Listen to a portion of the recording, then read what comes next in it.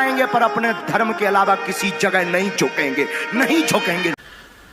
साधु जी, जय हो सन्यासी बाबा, जय सिया राम। मैं शैलेश कुमार, शैलेश की बात में आप सभी का स्वागत है। और आज जो खास बात होगी वह बात होगी एक तथाकथित इस्लामिक स्कॉलर के उस वक्तव्य पर जिसने राष्ट्र को मजहबी रंग में रंगने का प्रयास किया है और साथ ही साथ बागेश्वर सरकार पर बहुत ही आपत्तिजनक टिप्पणी की है।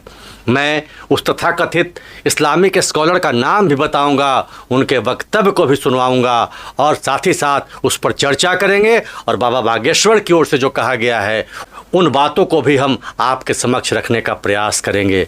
लेकिन उसके पहले शैलेश की बात को अगर सब्सक्राइब नहीं किया है तो सब्सक्राइब करें, लाइक करें और आइए चलते हैं उस दो वक्तव्य पर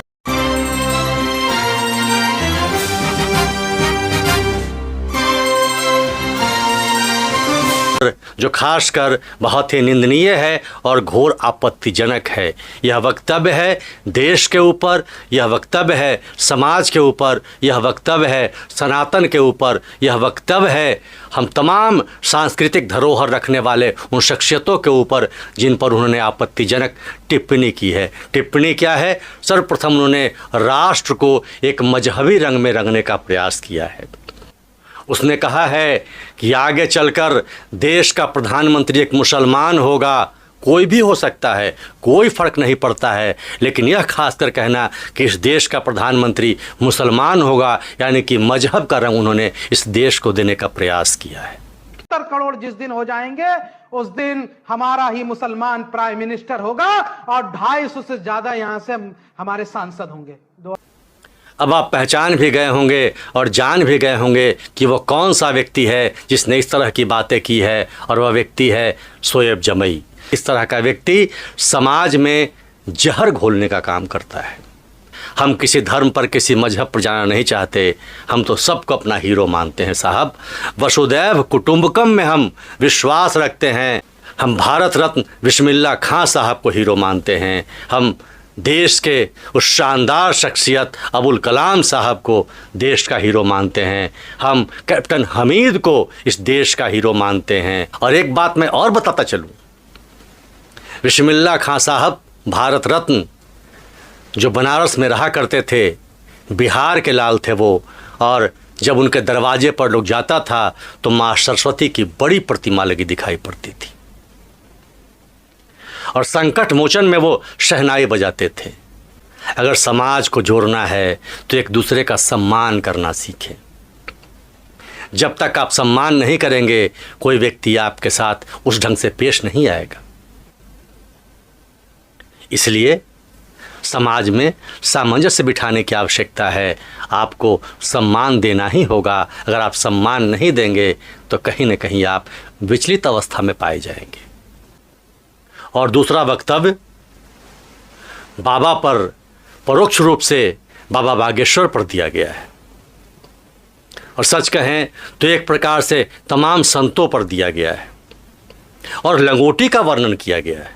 2024 चुनाव के बाद ऐसे बाबाओं को लंगोट लेके न भागना पड़ा तो शोएब जमई का नाम बदल देना। तुम्हारे बाप का देश जिसके करोड़ों करोड़ भक्त हों, जिसके इतने अनुयायी हों, जिनके इतने फॉलोअर हों, उनके बारे में इस तरह के शब्द कहकर आप कौन सा बीज बोना चाहते हैं? हो सकता है थोड़ा आपको फ़ायदा हो जाए, हो सकता है तथाकथित कुछ लोगों को और आपसे फ़ायदा हो जाए, लेकिन तुम लोग कुछ कलमोहे ऐसे भी हैं जो चादर चढ़ाने जाते हैं, लेकिन समाज को बहुत नुकसान होगा। और सच में जिस भाषा का आपने प्रयोग किया है, क्या आप इस्लामिक स्कॉलर हैं? इस्लाम में और कोई स्कॉलर नहीं है जो आप जैसे लोगों को आगे बढ़ा देते हैं? इबादत, प्रार्थना, पूजा सबकी अलग अलग पद्धति है, सबके अलग अलग पंथ हैं। कौन मना कर रहा है? आप अपने ढंग से कहें। आप जब दुआएं मांगते हैं, आपके जो सभाएं होती है उसमें किस तरह की बातें करते हैं वो आपका व्यक्तिगत मामला है। लेकिन दूसरा भी अपने धर्म पर कोई बात कहता हो, अपने धर्म का प्रचार करता हो, तो उस पर आपको आपत्ति करने का कोई अधिकार नहीं है। हमारी पार्टी का नारा है, जो राम का नहीं वो किसी काम का नहीं, ऊकी ठटरी। आपके धर्म के बारे में बुरा कहता हो तब आपको आपत्ति हो सकती है, लेकिन अपने धर्म का प्रचार करता हो, इसमें कोई आपत्ति नहीं होनी चाहिए। हम किसी धर्म के विरोधी नहीं है, पर अपने धर्म के कट्टर है, ये हमारा सौभाग्य है। और क्या आपने सोचा कि जिस व्यक्ति के बारे में आप कह रहे हैं, उनका लेवल, उनकी ऊंचाई आपसे कितना ऊंचा है? का बच्चा सिंह होता है, गीदड़ का बच्चा गीदड़ होता। मंच से ललकार के कहते हम राम के थे, हैं और रहेंगे। 10-100 व्यक्तियों को जुटाने में आपको पसीना छूट जाएगा,